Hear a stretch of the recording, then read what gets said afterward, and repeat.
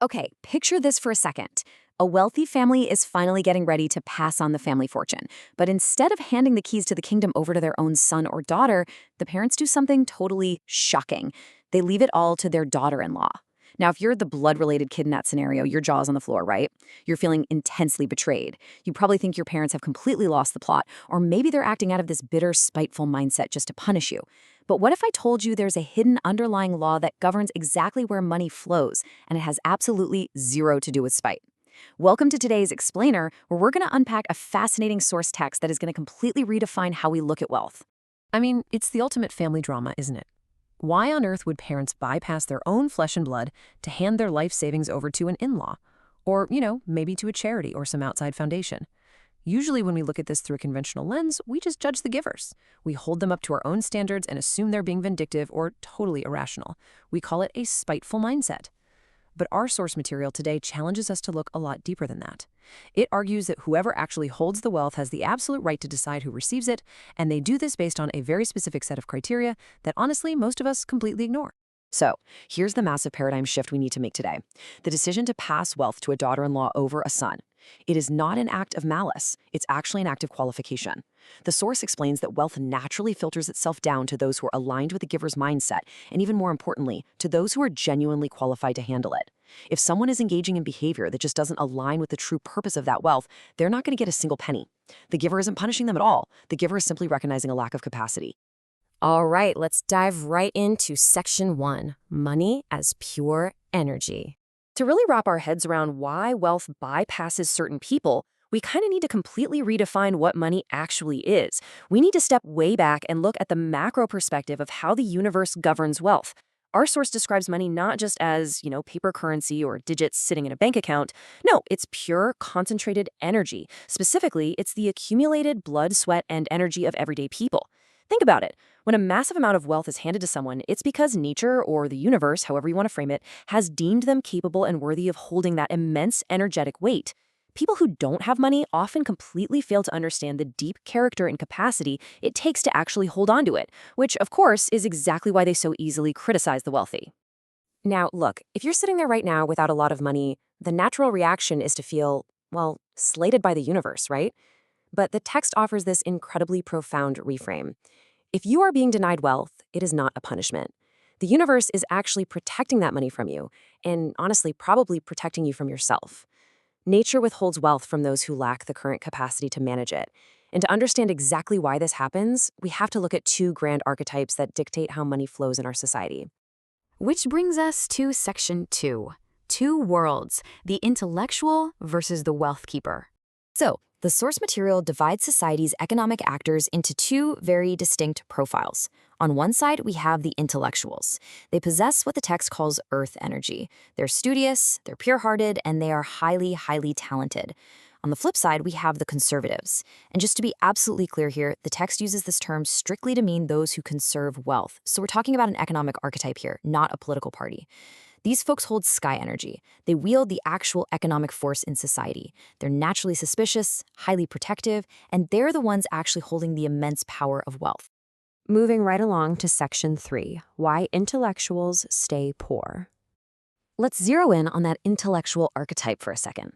If they are so smart, so studious, and so incredibly talented, why does the universe so often keep them completely broke? Well, intellectuals spend their entire lives focused on study, ideas, and self-improvement. And because their minds are so pure and so open to learning, they are, functionally speaking, terrible at guarding wealth. They're incredibly naive when it comes to the harsh realities of finance. They're super easily manipulated by emotional appeals, and they completely lack the rigid, almost cynical boundaries you really need to manage and protect large sums of money. The text gives us this perfectly tragic, classic scenario. Imagine an intellectual is actually given a good bit of money. What happens? Almost immediately, someone comes crying to them with a total sob story.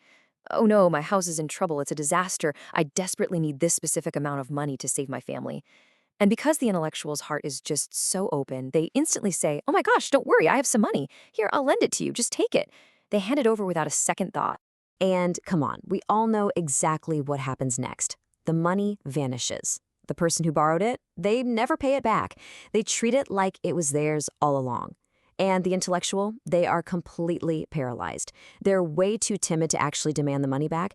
They just awkwardly avoid the topic, walking on eggshells around the exact person who essentially robbed them. This total inability to enforce boundaries is the exact proof of why they cannot manage funds. So the absolute crucial point here is this. Nature keeps intellectuals poor on purpose. It is not a curse, it's a vital protection mechanism. If the universe gave them a massive fortune right now, they'd just get scammed out of it by bad actors. Their wealth would be instantly siphoned away because they're simply too open and trusting. They're only given enough to survive, because honestly, anything more would just be handed right over to a fraudster. Okay, Section 4, The Secret of Wealth Keepers. So, if intellectuals can't be trusted to hold the money, who can? Well, the universe entrusts it to these wealth keepers. They are highly suspicious and deeply, deeply skeptical. Because of this, everyday people often view them as incredibly greedy. But here's the twist.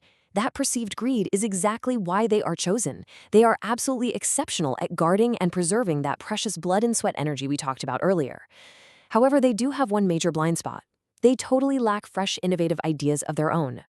Because they lack their own innovative ideas, these wealth keepers are constantly, desperately scanning the horizon. They have this incredibly precise, discerning eye.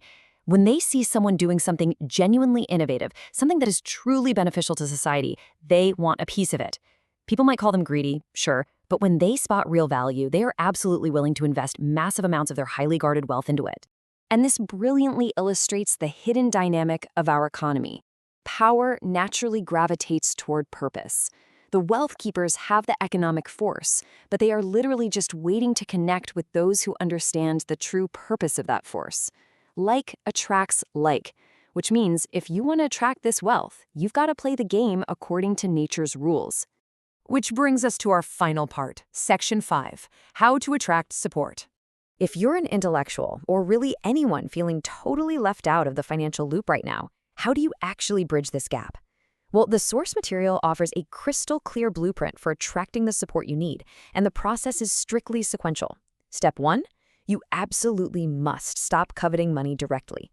The text is super clear here. If you are designing a project purely to make a quick buck, it will miraculously fail. Step 2, focus inward. Cultivate your unique talents and the specific knowledge the universe has given you. Step 3, use those talents to design actual solutions, real blueprints that genuinely benefit society and the people around you. And when you do that, Step 4 happens almost automatically. Financial backing will arrive. The universe will literally ensure you get the support you need. It really is a perfect symbiotic relationship. The intellectual provides the brilliant, society-elevating blueprint, and the conservative recognizes its value and finally unlocks their vault to fund it. When both of these archetypes play their proper roles, one dreaming up a much better world, and the other rigidly guarding the resources needed to actually build it, the energy of wealth flows exactly as it is supposed to. Which brings our explainer right back to where we started today. Think about that family drama again, the parents bypassing their own kid for the daughter-in-law. When you see wealth moving in ways that frustrate you, you've got to ask yourself a really hard question. Are the givers really being spiteful, or are you, at this very moment, simply unqualified to hold that energy? Have you been spending your time just chasing the money itself, rather than building a blueprint worthy of real investment? The source leaves us with this incredibly profound directive. Don't blame the giver's mindset. Examine your own. If you aren't receiving the wealth or support you think you deserve right now, stop looking at other people's wallets. Stop complaining about the wealthy. Instead, turn your focus inward. Cultivate your talents. Figure out how you can genuinely serve society and become the exact kind of person the universe trusts to hold its energy. That is the true secret to unlocking the flow of wealth. Keep building those blueprints, and I'll catch you in the next explainer.